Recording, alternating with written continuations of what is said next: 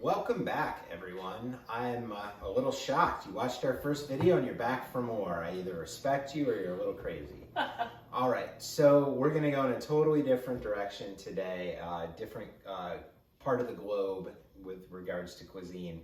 So what we're gonna do tonight is now it's vegan, but don't prejudge, all right? This is a pesto cream sauce with a king oyster mushroom scallop. So you're probably thinking, what the heck is that? Allow us to explain. Check this out. Don't be alarmed. So this is a king oyster mushroom, and it weighs probably a pound. You find them frequently in Asian grocery stores. We actually got this one at the Ann Arbor Farmers Market, so it's a pretty impressive looking one. Yeah, there's a guy there who sells a bunch of different kinds of mushrooms, all kinds of mushrooms. They're not cheap, but it's kind of a nice treat. So if you ever go to the Saturday Farmers Market, look for him. Right, cheap or good? Which one do you want? All right, remember, we're stealing our knife first, because we always do that. We learned that. You have a pupil sitting here. I don't know if she's actually, you probably can't see her on the camera, but she's literally sitting right in front of her father watching him steal the knife. All right, so we're gonna make scallops out of this king oyster mushroom. So obviously the top, can't really do much about that, but we're gonna use it because we're not wasteful. But we're gonna do sort of the silver dollar sized cuts like that out of this thing. Now remember, proper knife technique. No cutting off fingers, just using your fingers as a guide and your thumb as the pusher. So no bleeding in this kitchen. But again, they probably can't see you because your hand's in the way. All right, fine, I'll rotate. See, this is why I keep her around. All right, so we're doing scallops here. I don't know how many we'll get out of this, but it looks pretty good. And yes, I already washed this mushroom, don't worry. Although it's funny, what looks like the dirt on the mushrooms normally is just really peat, so it's not gonna kill you. All right, so I've got 2, 4, 6, 8, 10, 12, about 12 scallops. Now here's the trick with making these things tender versus not so much. So I've tried cooking them just in this form, and they tend to be a little rubbery. So what we're gonna do, and let me make sure So who had the great idea to make them not so rubbery? Who can remember? All right, so what we're gonna do is we're gonna score these mushrooms, and by scoring them, we're only gonna go maybe like 10% of the way into the mushroom. So, and we're gonna do a grid pattern. So very gentle with the knife. Do like 4 cuts this way, turn it 90 degrees and do maybe like another 4 cuts. So if you can see, it's got a lattice pattern on it now. And then you're gonna flip it over, and again, maybe only go 10% into the flesh of the mushroom. Otherwise, you will have diced mushroom, and we don't want that. Okay, why do we score it in the first place? Because when it cooks, these score marks are gonna become more pronounced. And when you bite into it, it's gonna be more tender than if you left it whole. So you'll have to try this yourself and experience it. But king oyster mushrooms look really cool, but they can be a little bit rubbery. If you could hear this, it's actually squeaking when I put the knife in, which is fine. We don't judge. You're a good mushroom. But it requires a little bit of extra prep technique.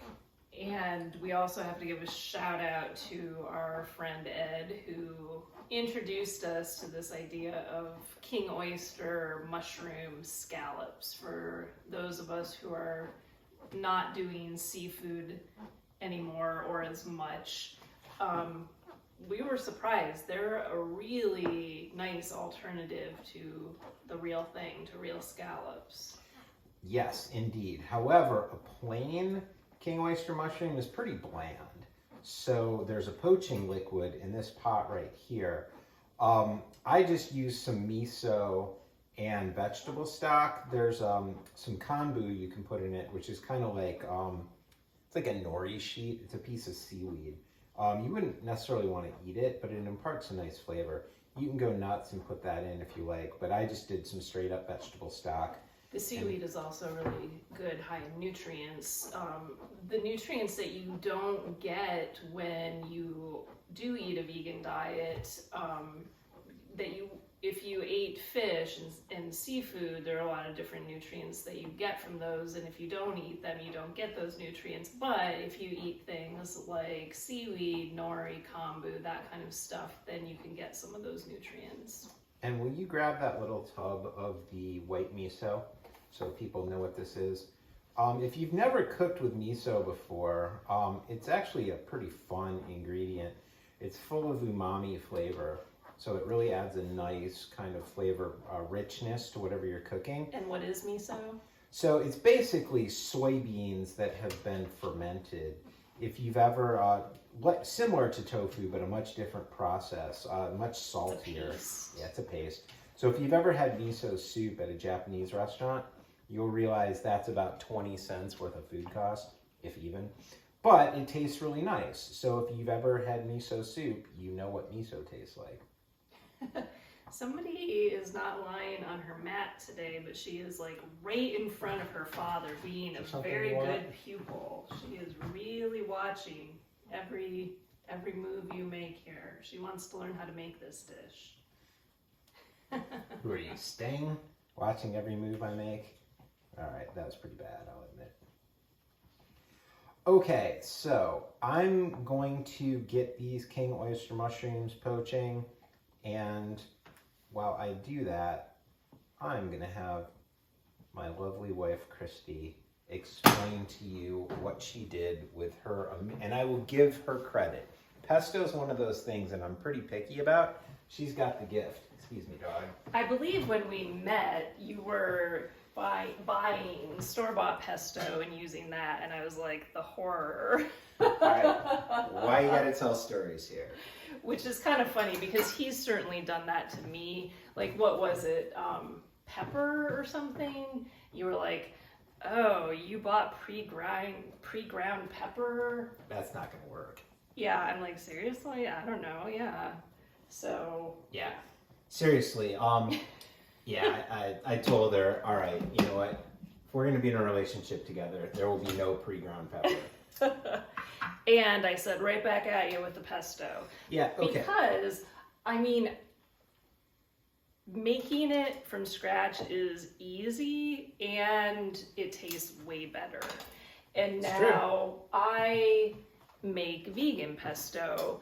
Most pesto that you will buy or that you'll order at a restaurant or that you might make has Parmesan in it, pecorino maybe, but the vegan substitute is excellent and it tastes really good. And it is the recipe that I make anyway. And oh, by the way, this is not basil pesto. So you can make pesto with any different kinds of ingredients. This one for the end of April, perfect time because you can get it at the farmer's market, is mostly spinach, but it also has a little bit of kale in it because I'm always trying to sneak the kale into things to make things healthier. Always pushing the kale. Yeah, and so both the spinach and the kale were from the farmer's market.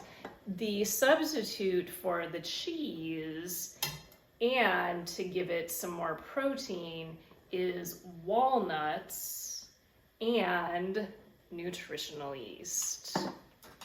And if you're not familiar with nutritional yeast, you're probably not alone. It's used quite a bit though in vegan, vegetarian cooking because it has a lot of B vitamins in it, which is something else that you don't get as many of if you are eating a vegan diet. And they're kind of cheesy. I mean, I don't know how else to describe them really. Yeah, but they're little flakes, kind of, I guess I would describe them as. And so they're pretty comparable. I mean, okay, purists are not going to agree with me when I say pretty comparable to Parmesan cheese. Maybe not so comparable, but like a really good substitute. I have to be honest, like I love this spinach pesto recipe I have, and here it is. This is where I got it from, out of a magazine or something. I don't know how many decades ago. May is baby spinach month, so it's a spinach pesto recipe. You know, it just has all the usuals, the garlic, the spinach, the kale, like I said, salt, olive oil, and then the walnuts and the nutritional yeast. And it's excellent. I look forward to every spring when I can make it because I love it almost, if not maybe even more than basil pesto. Although I will admit, when the prospect of giving up like a good Reggiano Parmesan cheese, I was sad, but I have to admit this pesto is legit. So anyway, we'll be making a cashew cream sauce, and I mentioned this in our last video.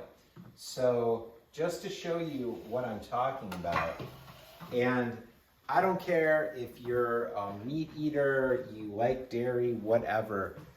This is cashew cream right here. It's pure white. It's nice and thick.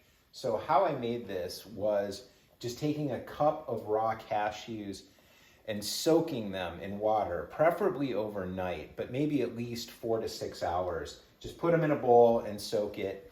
And then you drain off that water, rinse them, put 6 ounces of fresh water into this, a teaspoon of cider vinegar, and a generous half teaspoon of salt. And so you blend it in a high-speed blender, and I mean, it looks just like, well, sour cream would be a little thicker. It looks very similar to like yogurt or heavy cream. And this is still pretty full of air from when I blended it. If I left it in the fridge for a day or so, it would get much thicker. But the amazing thing about cashew cream is, number one, the texture is just like cream cheese, sour cream, yogurt. It's got a really nice texture. But more interestingly, when it hits heat, it naturally thickens up. So for the purposes of doing this pesto cream sauce, we're not going to use a ton of it. We're probably going to use like a 1/4 cup of the cashew cream, and then I'm going to adjust the thickness of it using the poaching liquid from the mushrooms. And by the way, we really like having the pesto cream sauce with the scallops. I mean, it's just a really nice combination. And that was one of the first handful of things that I think you made for me when we met. And I was like, this guy's a keeper, because that was good. That was really good. And that was before we were eating vegan. So it did have pesto with cheese in it, and it was real scallops. It was awesome with the cream sauce. So yeah, this is our take on it. And so you notice we're using walnuts in the pesto, cashews for the cashew cream, for the cream sauce.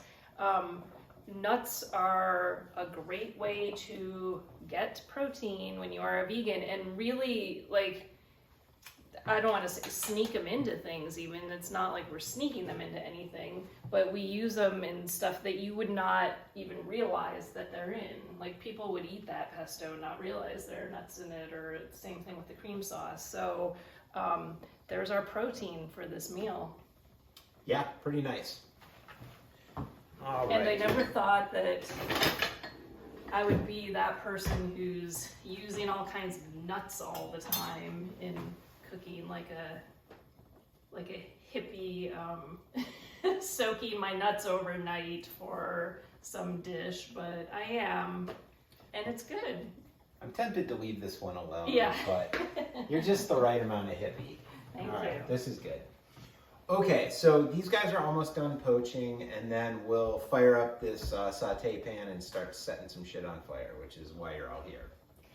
All right. And by the way, the other thing, since I had the walnuts out for this pesto, I am soaking walnuts overnight because I'm going to make this walnut cheese or walnut pate. Oh, another shout out to our friend Ed. We got that recipe from him too.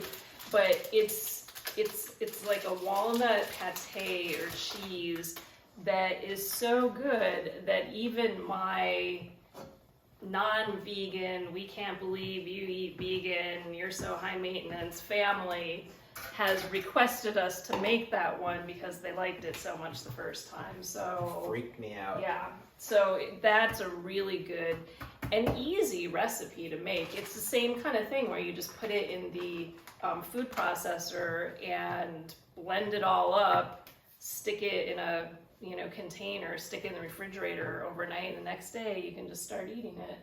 Okay, we have an existential decision to make here.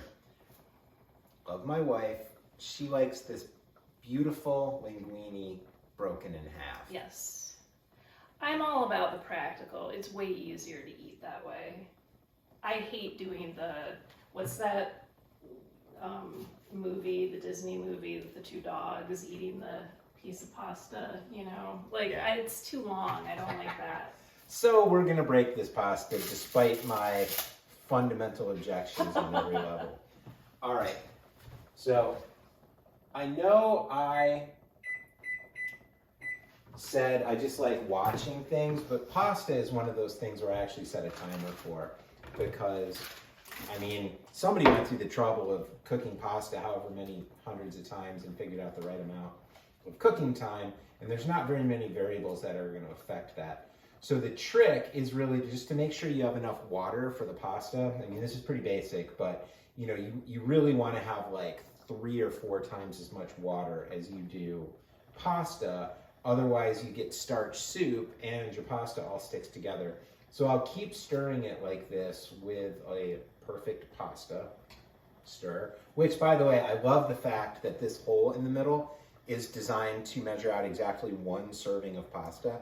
I basically never do that, but I know that it's there, so I could if I wanted to, but anyway, we'll do that some other time. All right, so this guy's cooking. These scallops are done because they've been in for 10 minutes. They look lovely. They've just been poaching and they're just simmering. It's true. All right, so let's get this pan nice and hot and start cooking. All right, so not extra virgin olive oil. Putting extra virgin olive oil in a hot pan is dumb because all your flavor goes right up into smoke. So we want to get the pan a little bit hot. You can touch it with your fingers if you want. That's a little dangerous. You can also just drip a little bit of water on there, and when the water sizzles, your pan's hot, whatever you prefer. But please don't put food in a cold pan. That's all I ask. All right. So this guy is Speaking not... of high maintenance. What? It's called proper method. We went over this in the last video.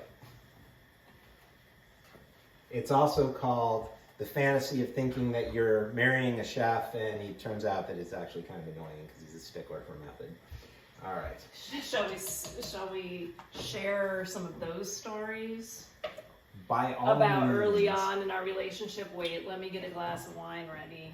All right. Early on in our relationship, because I've known how to cook for a long time, and I think I'm a pretty good cook. She is a good I cook. like cooking, and when my friends and my family found out that Bill had gone to culinary school and that he had worked as a professional chef, they were all like, ooh. And so anytime we would go over to somebody's house and bring some kind of food, or they'd come over and eat at our house, they'd be like, oh, Bill, this is really good. How did you make this? I didn't make it. So that was rather eye-opening. I wonder if any of my, since we'll be putting this on Facebook, I have I'm part of a group of the graduating class of the Culinary Institute of America. So any of my CIA friends out there that are in relationships or married to people who are not professional cooks, that's a little too hot. Good. We want to hear sizzle. I'd be curious to know if they also have a similar experience of being married to people who are very perfectly good cooks, but we're just kind of annoying. All right. They take all the credit away from who it's due. I'll admit, I had never really thought about the fact that people might assume that I made everything. Who knew? Yeah. All right. Another thing that I'm going to do is I'll adjust the consistency of the cashew cream using some poaching liquid, but I'm a huge fan of reserving some of the pasta cooking liquid. It's super starchy, so it adds a nice body to whatever you're cooking. So between the two, you should be able to come up with a nice way to thin out your cashew cream, which I guarantee you're going to have to do. How long do these scallops cook for? I don't know, until they're brown. About how long is that, you think? I don't know, 5 minutes maybe? Per side or just total? Just look at them. I don't know. I'm trying to give the people more information. I'd say 3 to 5 minutes. So I mean, like this Per guy's, side? yeah, this guy's already getting brown. And since they've been poached, you don't have to worry about undercooking your scallops and giving someone food poisoning. I'm happy to report. Yeah, the poaching made all the difference. So if you're tempted to try this and you're like, I want to skip the poaching stuff, it's too much work, don't skip it because it makes them a lot better texture. It's not as rubbery. Right. Now, one of the things that's almost impossible to avoid with mushrooms is I got them into a nice hot pan. They're looking good, but they let go of their water. So whether you're cooking raw mushrooms or whether you're doing these poached guys, they're going to sort of saturate the oil with some water. There's really not a way to avoid that, but it's okay. We got a nice brown on the mushrooms. They're looking good.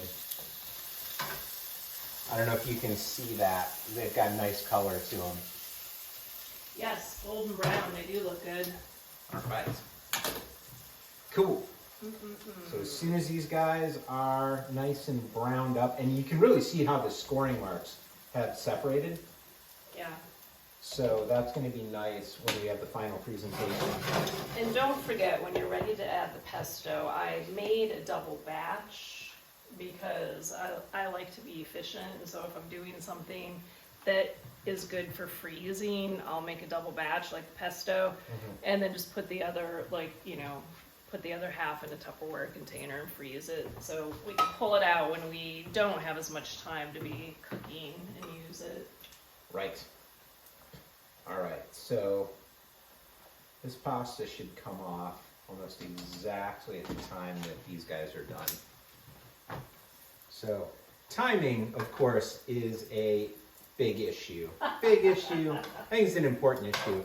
You know, in a professional kitchen, the goal is to have all the food come off at the same time. But at home, it's a little challenging. I don't know. Well, why is it so challenging at home? If you were, if you did it professionally, why is it challenging at home? Because I don't rush things, okay? It's cooked when it's cooked, and I make estimates about how long it's going to cook when I set out, but... This is an argument we have sometimes because I do not like eating cold food. You want to know a secret of a professional kitchen? I would cook that shit about 70% of the way, coat it in oil, put it in the refrigerator the day before, pull it out, and then I'd flash it in hot water right before I served it. That's how it all works. All the tricks behind the scenes. Exactly, which you don't see. Yeah, we're doing it from scratch here, so it's a little I didn't learn all those tricks. I just learned how to make all my food be done at the same time without the tricks of a professional kitchen or professional training.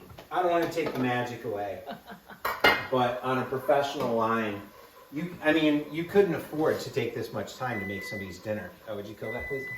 You would just need to get the food out quickly, and you need to serve dinner for, I don't know, 300 people in the space of maybe 4 or 5 hours. So, yeah, okay, well that's a good point. I mean, obviously if you're cooking for a restaurant, you have a lot more to do. it's true. Here we can take our time. We generally enjoy cooking with each other. Not always. What are you talking about? We both are a bit opinionated. So sometimes we disagree on things. You want to show the lovely people what this stuff looks like when it's done? The scallops? Yeah. Well, if you can see them, they look great. They pretty much look like real scallops, don't they? All right, so we're gonna dump this pasta. Try not to scald the dog. Oh, whoops. I forgot to reserve some cooking liquid. Look at me. All right, so I'm gonna take about a cup of starchy cooking liquid, and then I'm gonna drain the pasta.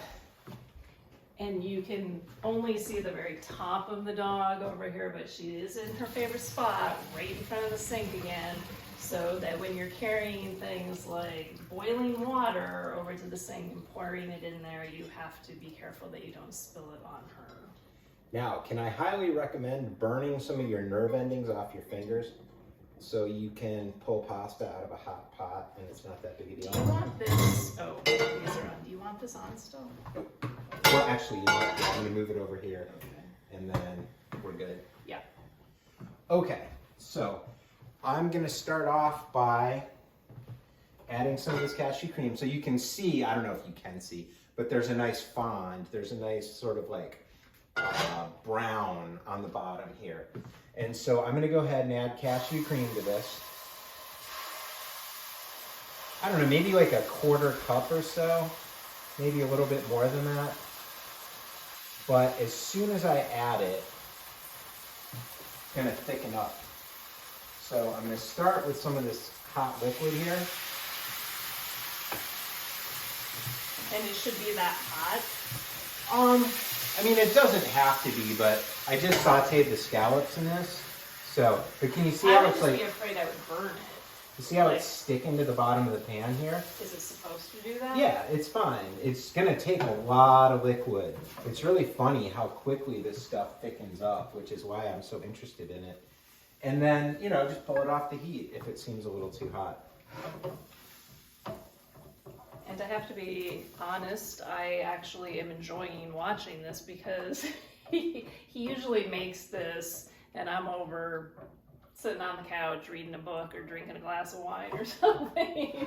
This is one of his dishes. I mean, aside from the pesto, which I always make, and usually, again, it's frozen. We take a puck out of the freezer or thaw it out. But this is one of his dishes, so I honestly don't really know. This is kind of new to me to watch you do it today. Okay, so you got any pesto over there that I can use? I do. All right, I'm gonna add a little bit of this poaching liquid as well. Nice flavor.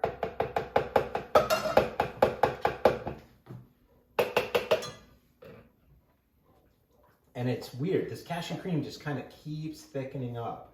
So you just want to pay attention and get your consistency right. Now, controversial issue.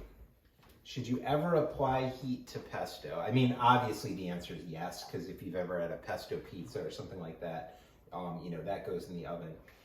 But, you know, I really appreciate the difference between pesto that's had heat applied to it and pesto that has never had heat applied to it. So you'll cook the garlic a bit. You'll actually cook the spinach and the kale that Christy put in a bit. So, you know, it's a different experience, but I think it's a legitimately good experience to do it both ways. Just don't put garlic in your guacamole, for God's sake. Speaking of green, can't do it. You don't like that much raw. It's true. Yeah, it's more, I don't want raw garlic in my guacamole. Okay, but I personally don't like to cook my pesto very long. So I try to just bring it up to temperature, and then we're gonna get... It looks so pretty. It's so still pretty. A little thick though, so I'm gonna give it a little bit more liquid, and we're just gonna get it up to heat. That's okay. We're almost done. Now remember, check it. Enough salt? Yeah, you did a nice job with this pesto. Salt's good. Did you put any pepper in the pesto? A little bit. Sweet. All right, I will not pepper it anymore. We are going to add our pasta, and we are going to let the pasta simmer in the sauce for just a bit.